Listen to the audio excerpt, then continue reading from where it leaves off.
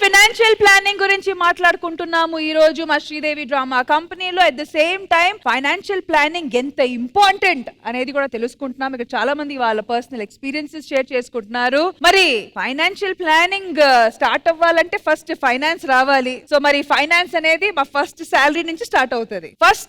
వాళ్ళ first salary గురించి, at the same time ఆ శాలరీ ఏ వర్క్ చేసి వచ్చింది అనేది ఫస్ట్ ఎవరు చెప్తారు? మహేశ్వరి ప్లీజ్. సో మహేశ్వరి గారు, మీ ఫస్ట్ శాలరీ అండ్ ఆ శాలరీ రావడానికి మీరు చేసిన జాబ్. 9th స్టాండర్డ్ అట్లా ఉన్నప్పుడు ఆల్రెడీ అప్పటికే నేను డాన్స్ నేర్చుకుంటూ ఉన్నా. సో మా గురువు గారు మార్నింగ్ 5 o'clock నుంచి 7 వరకు క్లాసెస్ కి తీసుకెళ్లేవారు. ఎర్లీ మార్నింగ్ వెళ్ళేదాన్ని. అట్లాగా మా సార్ వాళ్ళ డాటర్ కి నేను అసిస్టెంట్ గా మా గురువు గారితో వెళ్ళా. మా క్లాసికల్ డాన్స్ లో ఏంటంటే ఖచ్చితంగా గురుదక్షిణ పెడతారు. సో ఆ రోజు 500 రూపీస్ పెడితే ఆ 500 rupees was my first income. ఆ 500 నోట్ ఇప్పటికీ నా దగ్గర ఉంది. యాక్చువల్లీ 500 బాన్ అయినా సరే అది నా దగ్గర అలా జాగ్రత్తగా ఉంచుకున్నా. ఒక మంచి మెమరీగా దాచుకున్నారు. మరి ఇటువైపు నుంచి వేణు గారు, మీ ఫస్ట్ జాబ్ అండ్ మీ ఫస్ట్ శాలరీ ఎంత? నాది ఫస్ట్ జాబ్ FM లో ప్రోగ్రామ్ ప్రొడ్యూసర్ గా 12,000. అప్పటికి నేను చాలా అప్పుల్లో ఉన్నా, రెంట్లు, హాస్టల్ ఫీజు ఇలాంటివన్నీ అయిపోయింది. సో ఫస్ట్ జాబ్ వచ్చి as a radio producer. Wonderful wonderful. And 12,000 rupees. ఇప్పుడు డిస్కస్ చేస్తాం కదా, 1వ తారీఖు రాగానే కట్ అయిపోవడం ఫస్ట్ వీక్ కల్లా. సో ఆ సిచ్యువేషన్ లో ఉన్నారు మీరు. ఎప్పుడు కూడా కట్ అవడం అనేది కామన్. అండ్ అంటే మనీ అనేది మనీగా సేవ్ చేయడం అనేది ఇట్స్ ఇంపాసిబుల్ ఫ్రాంక్లీ. నేను ఇచ్చే ఒక సజెషన్ ఏంటంటే, కార్ల మీద అంటే రేట్ తగ్గే ఉంటాయి చూడండి, అవును అవును, అవి మాత్రం చేయొద్దు అని అయితే నేను ఒక సజెషన్ ఇవ్వగలను. అంటే డిప్రిసియేషన్ థింగ్స్ లో మనీ పెట్టకూడదు. Thank you so much. Thank you for the wonderful advice. మరి ఇటువైపు నుంచి ప్రియాంక గారు. ఫస్ట్ ప్రాజెక్ట్ వచ్చేసి ఆడదే ఆధారం. డేకి 5,000. Wonderful wonderful. డేకి 5,000 is not bad at all. ఎన్ని వర్కింగ్ డేస్? Monthly 10 days. మరి బాగా సేవ్ చేసుకుంటున్నారా? బాగా. ఫైనాన్స్ మినిస్టర్ అన్నాను కదా, మామూలుగా కాదు. పాప 1 రూపీ పెట్టిందంటే 10 రూపీస్ రావాలి. అంతేనా? చాలా స్ట్రిక్ట్ గా ఉంటాం మనీ విషయంలో అయితే. అంటే పాప కరెక్ట్ దారిలో ఉందన్నమాట. Thank you. సో నరేష్ గారు, ఫస్ట్ శాలరీ ఎంత? ఏ వర్క్? వాళ్ళ నాన్నది ఫస్ట్ శాలరీ ఎంతరా? తాగేసిన సీసాలు అమ్మిన తర్వాత ఒకటి వస్తుంది కదా. నరేష్ చెప్పండి సీరియస్ గా. నాది ఫస్ట్ శాలరీ జబర్దస్త్ అండి. నిజంగానే 500 ఇచ్చారు. ఎవరు గాలిపటాలు సుధాకరా? రాకింగ్ రాకేష్ అని ఇచ్చాడు 500 ఫస్ట్. ఏం చేశారా మనీతో? ఇంటికి వెళ్ళేసరికి 200 అయిపోయాయి. అందులో ఎలా? బస్తో వెళ్ళేవాడిని కదా అప్పుడు. ఒక 200 వాళ్ళ నాన్న తీసుకుంటాడు వెళ్ళగానే. ఇంక 100 ఉంటది. 100లో ఒక 50 వాళ్ళ అమ్మగారు ఉల్లిపాయలు అవి తీసుకురావడానికి. 50 ఉంటది. ఆ 50 తమ్ముడు ఇన్ని కొట్టి లాక్కుంటాడు. కానీ ఏ మాటకి ఆ మాట. ఉన్న ఆర్టిస్టులు అందరిలో మా నరేష్ మాత్రం చాలా బాగా సెట్ అయ్యారు. అది పొదుపు కావచ్చు, ఏదైనా కావచ్చు రీజన్, కానీ ఫైనాన్షియల్ ప్లానింగ్ మాత్రం బాగా చేసుకున్నారు. రష్మి గారు, యాక్చువల్లీ మన లైఫ్ లో 2 ప్లానింగ్ ఇంపార్టెంట్. ఒకటి ఫైనాన్షియల్ ప్లానింగ్, ఇంకొకటి ఫ్యామిలీ ప్లానింగ్. లిరీషా గారు చెప్పండి. ఫైనాన్షియల్ అడ్వైస్ అండ్ మీ ఫస్ట్ శాలరీ. నా ఫస్ట్ సాలరీ ఈటీవీలోనే స్టార్ట్ అయింది, ప్రియాంక సీరియల్ తో. 1,250 రూపాయలు నేను ఫస్ట్ డే రెమ్యునేషన్ కింద తీసుకున్నాను. ఇక్కడ ఫస్ట్ ఏమంటారు డాలర్ కొనుక్కున్నాను, గోల్డ్. గోల్డ్ ఈ రోజు ఎక్కువ ఉంటుంది, స్టిల్ ఉంది నా దగ్గర. అదైతే మార్చలేదు ఎన్ని మార్చినా. యంగ్స్టర్స్ కి మీరు ఇచ్చే అడ్వైస్, లేడీస్ కి ఎస్పెషల్లీ. లేడీస్ జెంట్స్ అని చెప్పనండి, డబ్బు చాలా వాల్యుబుల్ ఈ రోజుల్లో.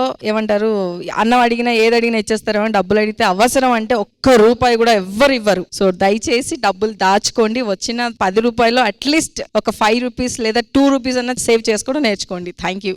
All right, next Deepika, come on. నా ఎవరు ఏడవకండి. నువ్వు ఏడవకు. నేను ఫస్ట్ న్యూస్ రీడర్ గా పార్ట్ టైం చేశాను కాలేజ్ చదివినప్పుడు మ్యామ్. అప్పుడు నాకు పర్ డే 300. మరి ఫస్ట్ శాలరీతో ఏం చేశారు? ఫస్ట్ 300తో నా శాలరీతో నా మమ్మీకి శారీ కొనిచ్చాను. నీ న్యూస్ విన్నోడు ఎవడో నాకు చెప్పవా? శేఖర్ భాష గారు. ఇప్పుడు ఎందుకులే. నా ఫస్ట్ శాలరీ ప్రామిస్డ్ వాస్ 25,000, కానీ అది వచ్చే లోపలే నేను రిజైన్ చేసేసాను. అయ్యో. ఫస్ట్ రేడియో జాకీగా, అది కూడా ప్రెస్టీజియస్ గా మంచి జాబ్ వచ్చిందని చెప్పి సంబరపడ్డాం. శాలరీ తీసుకోవడానికి కరెక్ట్ గా వారం రోజుల ముందు తీసేసారా? టీవీ ఛానల్లో కూడా ఆఫర్ వచ్చింది నాకు. సో టీవీలో నువ్వు చేయకూడదు, చేస్తే ఇక్కడ కుదరదు, అగ్రిమెంట్ ఏదో ఉంది అని చెప్పారు. టీవీలో 6,000 శాలరీకి ఈ 25,000 వదులుకొని వెళ్ళిపోయాను. అసలు రాలేదా శాలరీ? శాలరీ తీసుకోలేదు. అలా స్టార్ట్ అయింది. తర్వాత వాళ్ళే తర్వాత కొన్నాళ్ళకి వాళ్ళే పిలిచారు, మళ్ళీ పర్లేదు అది ఇది రెండు చేసుకో అని చెప్పి వాళ్ళే పిలిచి. అటు రేడియో జాకీగా ఇటు ఆర్టిస్ట్ గా. సో శాలరీ అడిగారు కాబట్టి అది. బట్ ఫస్ట్ తీసుకున్న రెమ్యూనరేషన్ 1,000 రూపీస్. అది ఇంజనీరింగ్ సెకండ్ ఇయర్ లో ఉన్నప్పుడు సీరియల్లో ఒక చిన్న గెస్ట్ అపీరెన్స్, చిన్న రోల్. మన శిల్పా చక్రవర్తి గారు ఉన్నారు కదా, ఆవిడకి boy friend character. Okay. So ఆవిడకి హస్బెండ్ ఉంటారు, బట్ ఆయన ఏడిపించడం కోసం నన్ను. మరి ఆ ఫస్ట్ 1,000 రూపీస్ తో ఏం చేశారు? కాంట్రవర్సీలు ఇప్పుడు స్టార్ట్ అయ్యాయి అనుకున్నాను, మీ ఫస్ట్ నుంచి ఇంతేనా?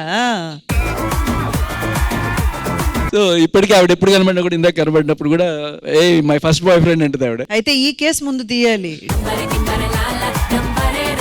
ఆడియన్స్ కి మీరు ఇచ్చే ఫైనాన్షియల్ అడ్వైస్? మగాళ్ళకి జనరల్ గా ఎక్కువ ఖర్చులు పెట్టేస్తుంటారు. పెళ్ళైతే మీ శాలరీ తీసుకెళ్లి మీ ఆవిడకి ఇచ్చేయండి, లేకపోతే పెళ్లి కాకపోతే మీ అమ్మకి ఇచ్చేయండి. భార్య కూడా మంచిదని మీకు అనిపిస్తే మీ శాలరీ ఫస్ట్ తీసుకెళ్లి ఆవిడకి ఇచ్చేస్తే దట్ ఈస్ సేఫ్. ఎందుకు చెప్తున్నానంటే చాలా సార్లు నేను ఈ ప్రాక్టీస్ పెట్టక ముందు ఎవడన్నా ఫ్రెండ్ అడిగితే నా దగ్గర ఉంటే ఇచ్చేసేవాడిని, డబ్బులు అప్పు ఇచ్చేస్తుండేవాళ్ళం అనమాట. నెలకి ఇలా 15,000-20,000 అప్పులకే పోతుండేవి. నా దగ్గర ఉంచుకొని లేదని చెప్తే ఒక గిల్టీ ఫీలింగ్ ఉండేది. అందుకని ఏంటంటే మొత్తం ఆవిడకి ఇచ్చాను అనుకోండి, ఎవడ అడిగినా లేవురా. చూసారు కదా ఆడియన్స్, ఇప్పుడు దాకా అంత టామ్ చేశారు, షేవింగ్ అది ఇది అని. లేదు, ఇది మొత్తానికి ఆయన కూడా డబ్బులు ఇంటి లక్ష్మికే ఇస్తున్నారు. మీరు కనుక ఇవ్వకపోతే లేడీస్ మీరే బలవంతంగా మీ ఆయన దగ్గర నుంచి తీసేసుకోండి. ఎందుకంటే మీకు ఇప్పుడు ఒక సూక్ష్మంలో మోక్షం చెప్తా. స్పెల్లింగ్, మెన్ స్పెల్లింగ్ ఏంటి? MEN man. ఉమెన్ స్పెల్లింగ్ ఏంటి? WO మెన్ అని చెప్పి వాళ్ళ దగ్గర నుంచి డబ్బులు తీసుకోండి. అయిపోయింది. శ్రీదేవి ఎపిసోడ్ డబ్బులు కూడా లేవు ఇక. జెస్సీ వాడు ఫస్ట్ సాలరీ కాలేజీలో ఒకసారి లేడీ గెటప్ వేసాడు. 4,000 వచ్చింది. సో సిఏ మధ్యలో ఏం చేస్తామంటే అప్రెంటిస్ కి జాయిన్ అవుతాం, బేసికల్ గా ఆడిటింగ్ అంటాం మేము. సో అందులో జాయిన్ అయినప్పుడు ఫస్ట్ సాలరీ 4,000 వచ్చింది అనమాట. నా ఫస్ట్ శాలరీ ఈటీవీ నుంచే చైల్డ్ ఆర్టిస్ట్ గా ఆడపిల్ల సీరియల్ లో 1,000 రూపీస్ తీసుకెళ్లి మమ్మీకి ఇచ్చాను. అప్పుడే తెలిసింది షూటింగ్ అంటే ఇలా డబ్బులు ఇస్తారు అది ఇది అని చెప్పి. So we were very happy. Wonderful. And finally Adi గారు, ఆల్రెడీ మీరు చెప్పారు గోల్డ్ మీద భూమి మీద పెట్టుకోవడం అనేది మంచిది, కానీ మీ ఫస్ట్ శాలరీ గురించి మీరు చెప్పలేదు. ఎంత వచ్చింది, దాంతో మీరు ఏం చేశారు? నా ఫస్ట్ శాలరీ నేను సాఫ్ట్వేర్ జాబ్ చేసేటప్పుడు నాకు 20,000 వచ్చింది. కానీ అప్పటికి మాకున్న అప్పు 40,000 ప్రతి నెల కట్టాలి. ఆ 20,000 వాడికి కట్టేసి ఇంకో 20,000 ఎక్కడ వస్తాయని అప్పు అలా చూసే ఇది అనమాట. అందుకని ఫస్ట్ శాలరీ నేను తీసుకోలేదు, వేరే వాళ్ళకి కట్టడమే సరిపోయింది. ఆ ఉన్న పొలం అమ్మేసి ఆ అప్పులు తీర్చేసి ఆ తర్వాత ఇండస్ట్రీకి వచ్చాం. ఇండస్ట్రీకి వచ్చాక నా ఫస్ట్ శాలరీ అభి అన్నయ్య ఇచ్చాడు. ఎంత ఇచ్చాడని చెప్పడం కంటే ఆ టైంకి అంత ఇవ్వడమే ఎక్కువ అని చెప్తాను అంతే. వండర్ఫుల్. అండ్ ఇప్పుడు ఇంద్రజ గారు మీరు చెప్పాలి. ఫస్ట్ సాలరీ అంటే తంగం అని ఒక మాస్టర్, ఆవిడే నాకు భరతనాట్యం నేర్పించారు. ఆవిడ ఒక ప్రోగ్రామ్ కి తీసుకెళ్లారు. When I was studying 5th standard. అప్పుడు 100 రూపీస్ ఇచ్చారు మేడం నాకు. సాలరీగా చూస్తే అది చెప్పొచ్చు. 100 రూపీస్ ఇస్ మై ఫస్ట్. ఎవరో ఒకరు నేను పర్ఫామ్ చేశాను కాబట్టి నాకు ఇచ్చారు. ఫినాన్షియల్ అడ్వైజ్ అంటే ఎస్, అందరూ సేవింగ్స్ గురించి మాట్లాడుతున్నారు, దీని మీద పెట్టండి దాని మీద పెట్టండి పొదుపు చేసుకోండి అనేసి. కానీ దాని అన్నిటికంటే కూడా ముఖ్యంగా ఒక్క విషయం చెయ్యాలి, బడ్జెట్ వేసుకోవాలి. ఎవరైనా కానీ మీరు 100 రూపాయలు సంపాదిస్తున్నారంటే మీ బడ్జెట్ 35 రూపీస్ దాటకూడదు, అంతే బడ్జెట్. ఈ బడ్జెట్ నేను దాటను, దీంట్లోపలే నేను నా ఖర్చులు చూసుకుంటాను. అండ్ మిగతా మిస్సెలినియస్ వాటికంతా కూడా ఒక 15 to 20 రూపీస్ తీసి పక్కన పెట్టేయాలి. సో ఇవేంటంటే ఎమర్జెన్సీగా మనకు వచ్చే మెడికల్ ఎమర్జెన్సీస్ కావచ్చు, లేదు ఎక్కడో ఒక చోట మనకు సడన్ గా ఏదో ఒక ఖర్చులు కావచ్చు, ఎవరో ఒకరు వచ్చారు, ఒక మ్యారేజ్ ఫంక్షన్స్ కి మనం వెళ్తున్నాము, ఒక గిఫ్ట్ తీసుకోవడం, ఇవన్నీ ఇందులో వచ్చేస్తాయి అన్నమాట. సో మిస్సెలినియస్ కని ఒక అమౌంట్ తీసి పెట్టేయాలి, మన ఇంటి ఖర్చులని కాకుండా. ఇది పోను బ్యాలెన్స్ ఏముందో దాంట్లో మనం ఎలా జాగ్రత్తగా దాచుకోవాలి, లేదా జాగ్రత్తగా దాన్ని దేని మీద ఇన్వెస్ట్మెంట్ చేయాలి అన్నది.